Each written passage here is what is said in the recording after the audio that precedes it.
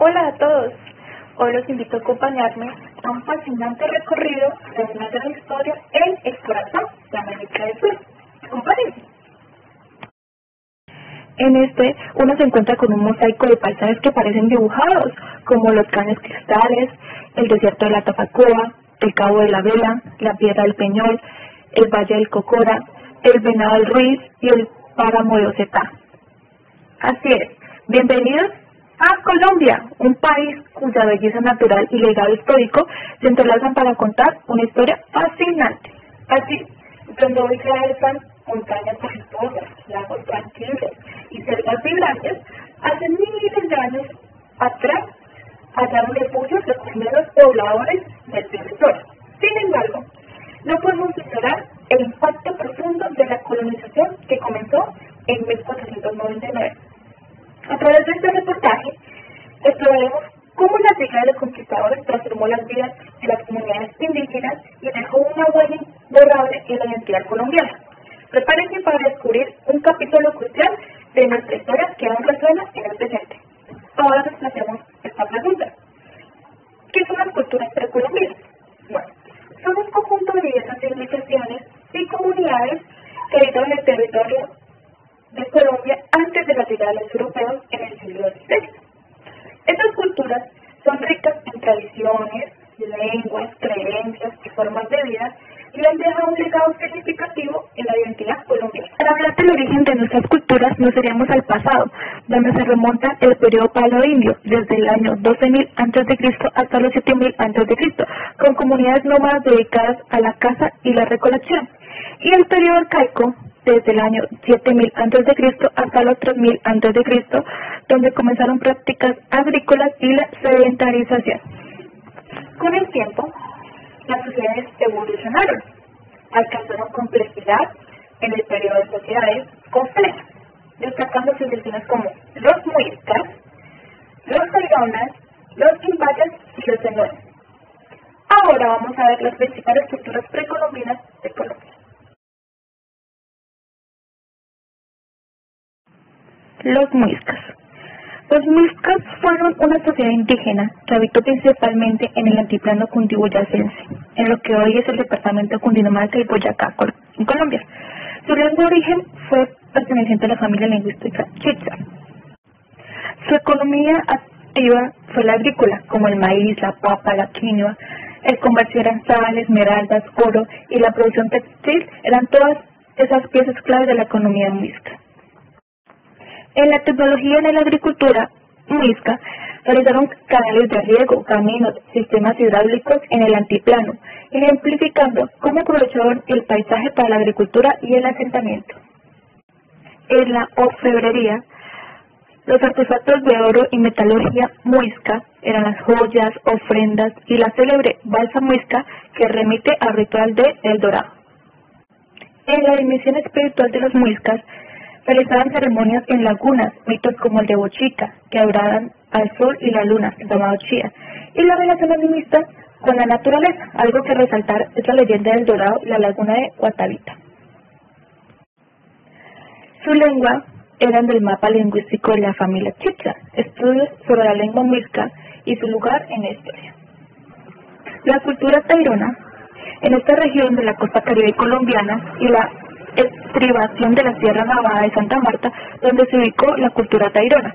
Su desplazamiento permitió acceso al mar, al comercio marítimo y a la agricultura fértil en los valles costeros. En la organización social y política se presenta la organización jerárquica de las taironas, los caciques, líderes tribales y comunidades organizadas en aldeas. Esta estructura permitió una gestión territorial y de recursos eficiente. Arquitectura y urbanismo. Las imágenes que observamos son las terrazas agrícolas construidas en las laderas montañosas, así como los restos de viviendas circulares y caminos empedrados de la civilización tairona. Este urbanismo, adaptado en el terreno montañoso, es un sello de su ingeniería. Economía y comercio. Estas imágenes ilustran la agricultura de productos como la yuca o el maíz, así como el comercio con otras tribus, por ejemplo, sal y esmeraldas, usadas como bienes de intercambio que dieron fuerza económica a los taironas. Artes y orfebrería. Aquí vemos piezas de orfebrería tairona, figuras de oro, adornos ceremoniales, lo que permitía que su legado artístico aún sea relevante y objeto de estudio. En cuanto a su religión, estas imágenes reflejan el vínculo espiritual de los taironas con la naturaleza, la montaña, el mar, el sol, la luna y sus ceremonias vinculadas al territorio, su cosmovisión animalista y su ritual. El legado cultural y arqueológico. Finalmente, estas imágenes muestran los resultados arqueológicos de la cultura tairona, como la famosa ciudad tardía y como su legado cultural se observa y se estudia hoy. Los cenúes. Actualmente estaban ubicadas en los departamentos de Córdoba y Sucre y zonas cercanas como los ríos Cenú y San Jorge. Su organización política. Tienen líderes tradicionales y montajes que pueden representar la organización política social en panche o clanes bajo caciques. Agricultura y tecnología. Tenían sistemas hidráulicos como canales, terrazas, que permitieron una agricultura productiva en un entorno de inundaciones. Economía y comercio. Se pueden ver que la producción agrícola era la yuca, el maíz, el algodón y bienes de intercambio como esmeraldas o saldas típicos de la economía zenú. Su religión. Ellos representan la espiritualidad con la naturaleza, los ríos, los elementos y su cosmovisión indígena.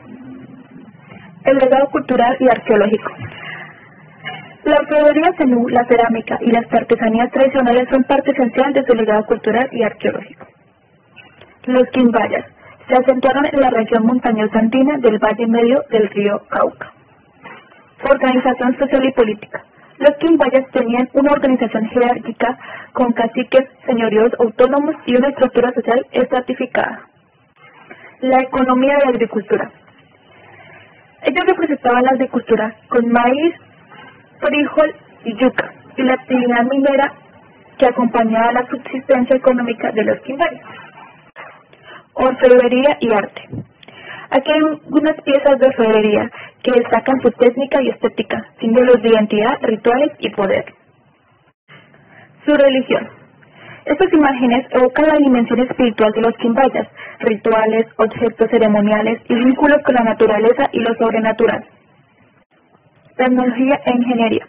Estas muestran cómo aprovecharon el terreno montañoso, la agricultura en terrazas, riego, y desarrollaron tecnologías de metalurgia con la alusión de oro, cobre, comercio y relaciones exteriores. La capacidad de los quimbayas para comerciar productos como cacao, sal u oro y establecer relaciones con grupos vecinos.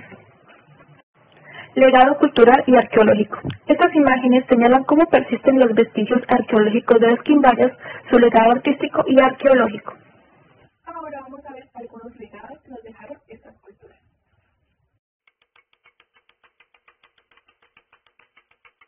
Cuando pensamos en Colombia, se nos viene a la mente la música, nuestra gastronomía, nuestra riqueza cultural, nuestros territorios. Pero mucho de esto viene del pasado, tiene raíces muy antiguas. Esto lo podemos rastrear a los muiscas, taironas, quimbayas y zenúes. Ellos no fueron pueblos aislados, ellos fueron culturas sofisticadas, creadoras, cuidadoras y profundamente conectadas con la naturaleza. Ahora bien, hablemos sobre los muiscas. Los muiscas estaban ubicados dentro del altiplano cundiboyacense. Dominaron la orfebrería y específicamente el trabajo por el oro. Para ellos, el oro no es una riqueza material. El oro era sagrado, representaba el sol, la energía y la vida misma. La pieza conocida como la balsa muisca, que representa el ritual del dorado en el cual un cacique se ofrecía a la laguna como un acto de armonía con el mundo espiritual. Hoy en día la pieza de la balsa muisca se encuentra en el Museo del Oro. Por otro lado, la cultura zenú en las llanuras del Caribe crearon sistemas hidráulicos muy impresionantes. Construyeron redes de canales, terrazas y reservorios que les permitieron controlar las inundaciones y aprovechar el agua en temporadas de sequía. Estos sistemas, que aún es visible desde el aire, demuestran la comprensión profunda del territorio que presentaban estas civilizaciones. Hoy en día, ingenieros y científicos estudian esta tecnología para poder aprender de ella y aplicarla en la agricultura sostenible.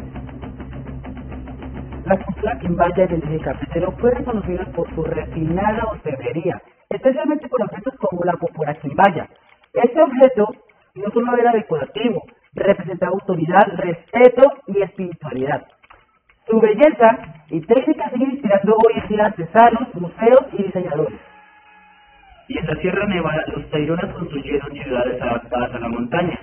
Su arquitectura no destruía el paisaje, sino que se adaptaba y lo respetaba, se integraba con él. Los descendientes de esta cultura, como los Kogi, todavía mantienen viva esta tradición, que enseña que la tierra es un ser vivo y que debe ser respetado. Además de su arte y su conocimiento, estas culturas nos han dejado huellas en nuestro propio idioma, nombres como Bogotá, Zipaquirá, Tunja, Buga y Neiva son ejemplos, y entre muchos otros nombres más que su origen viene de lenguas indígenas. Además de muchos mitos que aún hoy en día siguen vivos, como el dorado, o la idea de que las montañas y lagunas tienen un espíritu o memoria. En conclusión, estas culturas no solamente son parte del pasado, viven en nuestra identidad y en nuestras tradiciones, en nuestra forma de relacionarnos con la naturaleza y en la memoria de nuestros territorios. ¿Por qué es importante preservar este legado? El legado de las culturas precolombinas es esencial para mantener la identidad y diversidad cultural de Colombia. Este legado enriquece nuestra historia y nos conecta con nuestro pasado, Dándonos un sentido de pertenencia. Es más, hay que conocerlos se nos enseña sobre sostenibilidad y cuidado del medio ambiente. Un ejemplo claro de esto es el mito de la creación del Amazonas, que nos cuenta que hace mucho tiempo, cuando el mundo aún no estaba formado por completo, la selva del Amazonas era solo un gran desierto sin vida. Los dioses, al observar aquel lugar vacío, decidieron llenarlo de color, agua y seres vivos. Uno de ellos era Yupay, conocido como el espíritu creador de los seres. Sopló con fuerza sobre la tierra. De su aliento nacieron los árboles gigantes, las plantas curativas y los animales de todos los mares. El viento llevó su canto, y donde tocaba el suelo brotaban flores de colores intensos. Pero la tierra aún estaba seca. Entonces la diosa del agua, Lara, derramó su cántaro al mar, y de él nació un río inmenso que empezó a recorrer toda la selva. Ese río se convirtió en el Amazonas, la gran serpiente de agua que da vida a todo lo que rodea. Los pueblos indígenas cuentan que el Amazonas no es solo un río, sino un ser sagrado con mucha gente y fuerte. Por eso dice que quien contamina o daña la selva enfurece al espíritu del río, que puede desatar tormentas para defender su hogar. Desde entonces, los hombres y las mujeres que viven en sus orillas cuidan del bosque y agradecen cada día a los dioses por haberles regalado el corazón verde del mundo. Estos legados enfrentan grandes dificultades constantemente.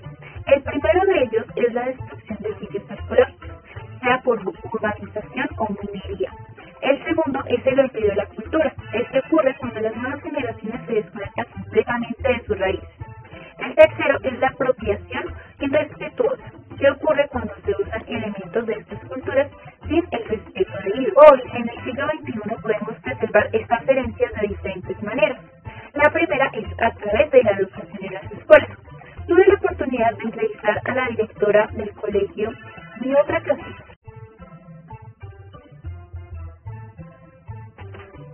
El colegio lleva en funcionamiento alrededor de 43 años.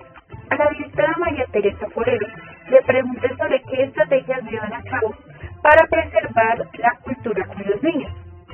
A continuación dejamos un pequeño fragmento de la entrevista realizada a la directora. Siempre durante los años nosotros tenemos que tener un proyecto muy bonito para los niños. Se ha tenido en cuenta todo, por ejemplo, lo de Colombia, ¿sí? Lo de Colombia lo tuvimos en cuenta, lo separamos por regiones también, cada niño estudiaba o aprendía eso también, su cultura, en cada una de sus regiones, sus platos típicos, las creencias, el vestuario, los bailes también de cada una de las regiones. Entonces ellos van aprendiendo mucho.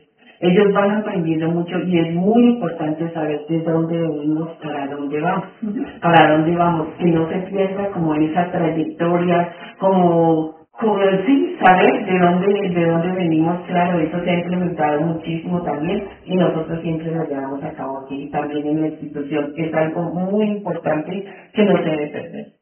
Entonces, pues, uno ya me contestó, ya la tengo en la libertad, que de pronto, ¿qué ejemplos claros se pueden desarrollar con los niños? Porque es que en este jardín no es igual que tanto el bachillerato que ellos pueden llegar. Sí, claro, entonces, claro. se dan cosas más... No, ellos, por ejemplo, a través de la comida, ¿sí? Por ejemplo, un plato típico, entonces, de dónde viene, cómo se siembra la papita, quiénes la sembraban, cómo eran esos antepasados, ¿sí? Por ejemplo, con los abuelos también. Acá cuando celebramos el Día del abuelo, entonces ellos vienen y nos cuentan como todas esas historias de ellos. Todas esas historias de allá, cuando ellos vivían, cómo se vivían, cómo estaban. Entonces ellos vienen y en forma de cuento, en forma de títeres, comentamos con los niños entonces esas experiencias de los abuelos, ¿no? Que también eso queda muy grabado en el corazón de los niños y los niños captan todos esos mensajes muy bien. Las estrategias que nos plantea la directora me parecieron muy interesantes porque no son muy difíciles de realizar y sí dejan un aprendizaje significativo para los niños. El segundo es usando la tecnología y redes sociales para difundir su valor. Hoy en día tenemos la información a nuestro clic, solo debemos utilizarla de manera correcta. Esto lo podemos hacer eligiendo bien el contenido que vemos, eligiendo patrones que nos sumen y no que nos desvíen, además utilizando vocabulario adecuado. El tercero es la organización de eventos culturales como ferias y festivales.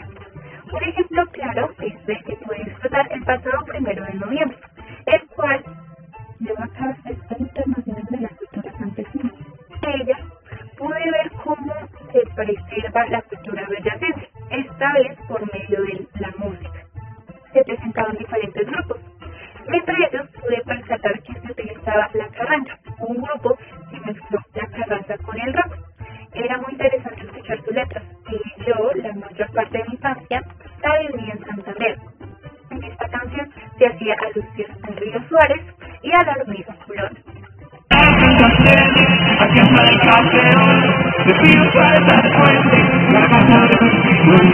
Otra de las manifestaciones de las que he podido estar presente es en Puente Nacional. Se disfruta anualmente del desfile de los comuneros.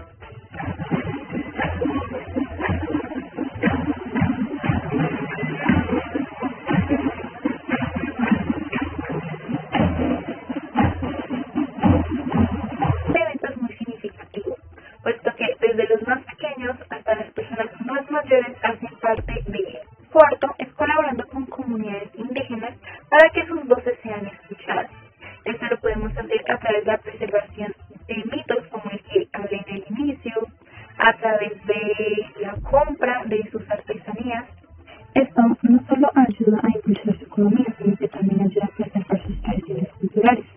Además, el visitar lugares como el Museo del Oro en Bogotá es una excelente manera de apreciar y aprender sobre las piezas de la época precolombina, brindando un espacio para que se reconozca el valor de su historia.